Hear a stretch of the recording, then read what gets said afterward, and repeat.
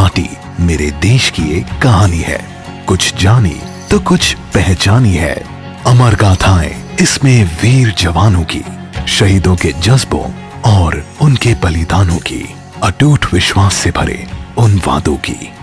है एक भारत, श्रेष्ठ भारत, प्रगतिशील हो युवा, उन्नत हो भारत।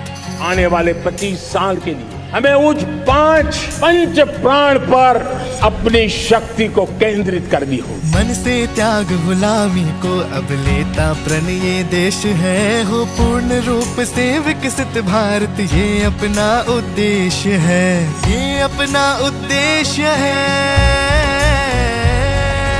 सोच के शीश गगन चूमे ये अमृत काल का पर्व है, इस देश की सौंधी माटी और विरासत पर हमें गर्व है। अनेकता में एकता ये देश का नारा है, अपने कर्तव्यों को हम सबको निभाना है, हम सबको निभाना है।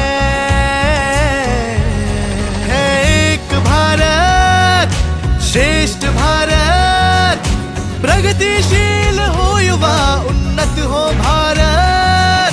This Independence Day, let us take the Panch Pran Pledge, क्योंकि ये है मेरी माटी मेरा देश। अधिक जानकारी के लिए विजिट करें yuva.gov.in।